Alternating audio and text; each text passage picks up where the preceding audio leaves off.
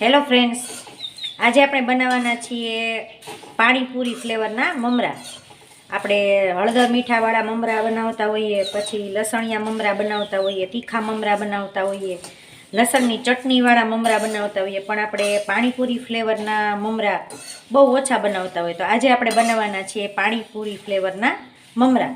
તો એના માટે અમે મમરા લીધા છે, બાસમતી મમરા.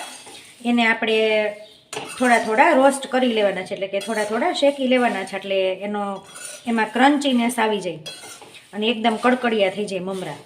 તો આ રીતે સરસ રીતે પહેલાં મમરાને શેકી લેવાના છે. ત્યારબાદ આપણે તેલ ગરમ કરી અને આ ફુદીનાના પાંદડા છે, આપણે એને ફૂલ તેલ આવી જાય ને એમાં એકદમ કડકડિયા તળી લેવાના છે.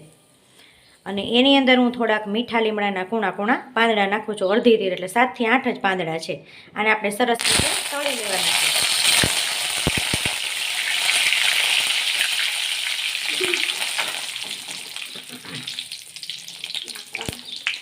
એમાં જરાય પાણીનો ભાગ ન રહે એ રીતે આપણે એને તળી લેવાના છે.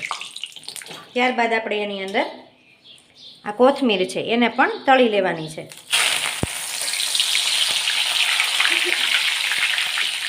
આપણે કોથમીર પણ સરસ રીતે તળાઈ ગઈ છે. એમાં મોઇસ્ચરનો ભાગ ન રહે એનું આપણે ખાસ ધ્યાન રાખવાનું છે, કારણ કે આપણે મમરાની અંદર ભેળવશું તો થોડીક વારમાં મમરા પણ એકદમ સોફ્ટ બની જશે. એટલે મોઇસ્ચર ન હોય તો જ આપણા મમરા છે એ કડક રહે.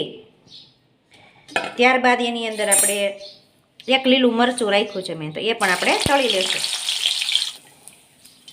તો આપણું મરચું પણ તળાઈ ગયું છે. હવે આપણે એની અંદર નાખી દઈએ. આ બધું છે આપણે થોડીક વાર ઠરવા દઈશું અને પછી મિક્સર ગ્રાઇન્ડરની અંદર આની આપણે પેસ્ટ બનાવી લઈશું. આપણું બધું તળેલો મસાલો સુકાઈ ગયો છે, ઠરી ગયો છે સાવ, એને મેં મિક્સર જારની અંદર લઈ લીધો છે. અને એની અંદર 1 ચમચી મેં શેકેલું જીરું છે એ આપણે એની અંદર એડ કરી દઈશું. આ શેકેલું જીરું નાખીએ અને આ બધો મસાલો છે આપણે એની પેસ્ટ બનાવી લઈએ.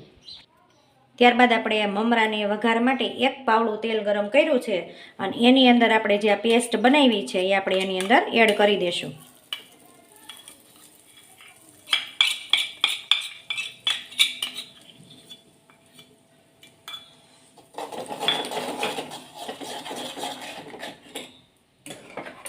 હવે આ વઘાર આપણે મમરાની અંદર કરવાનો છે. તો આપણા મમરા છે અને એની અંદર આપણે આ પેસ્ટ નાખી દઈએ.